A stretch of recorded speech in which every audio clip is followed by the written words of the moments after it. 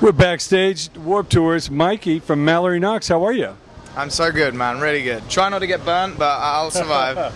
I know it's tough. You want to take that, Oh, of Mike? course, yeah, no problem. Now, take us back again. Who were your musical heroes and how did you get interested in making your own music? That's interesting. I mean, my musical heroes, well, my first and foremost hero, no matter how cliche it is, it's still true, was my dad. I mean, my dad isn't a particularly musical man, but he pushed me to explore every aspect of things you do outside of education and outside of your home life, so I played every brass instrument under the sun, I played every sport under the sun, and nothing quite fit, nothing found its place for me, It got to the point where as we were older, at school and things, you don't necessarily fit in and things with the general vibe of how school is and how people are.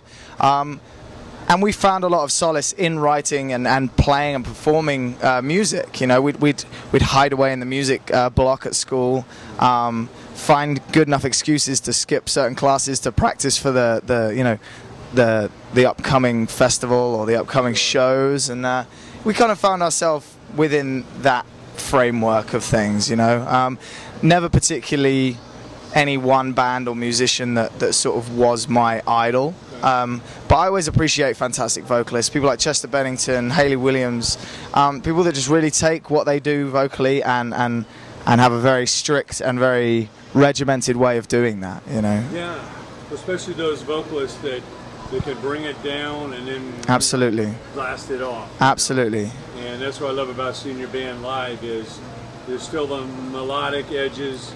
You've got the harmonies on that. Sure. But, you're bringing the punch, too. Hell yeah. Why is it so important to have those hills and valleys to give people of course. More of overall? I think a dynamic is important because life is full of dynamics. I think 1 minute you're the happiest you will ever be.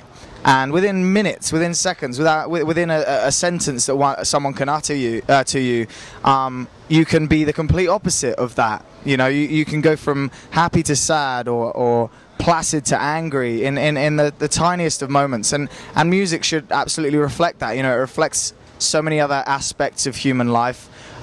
It should absolutely reflect the nuances and the changes that happen within that. And I think dynamics within music really helps express that. Yeah, I mean the highs don't seem as high if you're up there. Absolutely, absolutely. Bring it down. You can't understand the value of light unless you've experienced dark, and that's the same with it. Make of that what you will, I suppose. Sure. So is this your first Warped Tour? Yes, sir. Okay. Now, what did people told you about it to kind of prepare mentally and physically for the demands? Well, I heard a lot of negative things, not in terms of the shows itself, because everyone says it's the hardest thing you'll ever do as a band, but it's also the most memorable and the most fun. You just kind of have to make of Warped Tour what you want of it, and you get out of it what you put into it. And that was probably the best piece of advice and the best warning at the same time, because it prepared me to be ready for the heat and the dust and the busyness of it all, and how that is, but also to remember to enjoy the parts in between those bits. I mean, there's a fantastic community spirit on this tour that I haven't experienced. I haven't experienced it on any other tour anywhere else in the world. I really haven't. The camaraderie is next level, and unless you're a part of that, you won't experience that. And I'm really glad that someone paid me that advice, for sure. You're eating together. That's right. Sleeping together, pretty much. Together. Yeah, absolutely. It's one big giant summer camp. So I hear, yeah. And I wish I'd been at more summer camps when I was a kid, because they are fantastic. Yeah. Well, who are some of the other artists you look forward to seeing, either you've already caught or sure get to see? Yeah, well, I was actually saying this to the guys in this band earlier, actually. A band Hands Like Houses from Australia. We've always been touring with them or around with them, but never had the opportunity to actually meet and actually see each other play. So this tour is a great opportunity for that. It was great to finally run into the boys in Set It Off. We've known them for a while via the internet, so this was kind of cool to finally kind of meet and see what each other are about. Pierce the Veil and Paris, we obviously went out with on the tour at the start of this year, so it was really nice to come back and kind of touch base with them and see how they've progressed. And man, they really have, even in this like 6 months or whatever, you know. Sure. So yeah, it's been great. You've traveled so far in America. What are some of your favorite cities or people that you've met? Oh, well, the people in general, I would say absolutely have my heart. I think the American people have an honesty and an inquisitiveness that isn't sort of portrayed on sort of like an international scale. You know, you have so many other crazy and important and scary and impressive things that go on sort of with regards to the United States that the people sometimes perhaps get forgotten about and missed slightly, you know, and what they're about. And yeah, I think, you know, it's a shame because the people of this country are a real testament to it. So yeah, I mean that's always great. I mean, the cities wise, I really like the. Hang on, I'm terrible with my directions. So it's, yeah, the northwest. So up towards like, you know, yeah, Portland, Vancouver, like Seattle, places like that. Really nice vibe. Yeah, I mean, it's how I picture. You know, I've watched too many westerns and things perhaps back in the day and stuff. But you know, the rolling, the limitless forests and places like that. It's just really beautiful, and I really hope to get some time to actually do a bit of walking, you know, in those kinds of places one day. Yeah, I went to college on the Canadian border, right between Seattle and Vancouver. Oh, wow. It's a great place. I can imagine. I helped put on the Clash's first shows they ever did. Really? In North America, they were at the Vancouver Commodore Ballroom. Man, that's crazy. Yeah. And, that's something to say for sure. Yeah, that was 70, 78, you know. So much has gone on since. Absolutely. You know, the business is constantly evolving. Yes. But, you know, people still have an insatiable appetite to be entertained, you know. Absolutely. You guys deal with all the changes, you know, in the business with the streaming and all that. I know, you know, there's only so much you can do, but of course. How do you look at the evolution of how people are consuming music? I think evolution is, by its definition, you know, it evolves, it moves, it's continuously changing, and very, very few people, if any, have any control over that. I think they probably like to think they do. But, you know, as people become more liberal, as people become more free-thinking, as people become more angry or less angry throughout throughout the ages, things are always going to change and reflect the moods and the way people are, you know.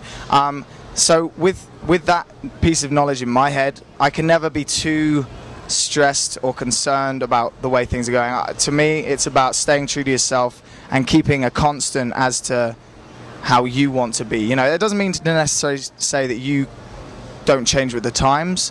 You know, we're always keeping an eye on how things are going and you know, the ways things are moving and whether or not we can assimilate that into how we want to be as musicians and as people. But there is many times with other bands and other artists, which, and I won't hold it against them, you know, it loses a degree of rawness and honesty, I feel, the more you move towards kind of removing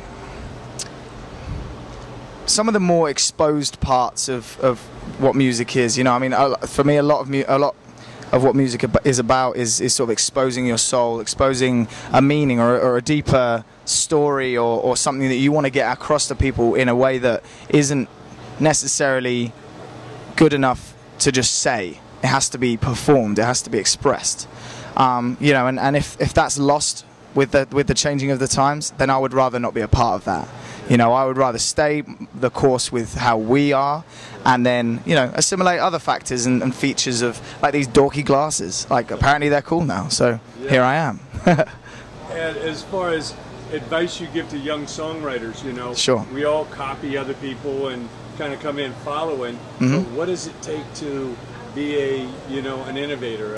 Of course. You know, what do you need to do as far as writing and finding your own voice?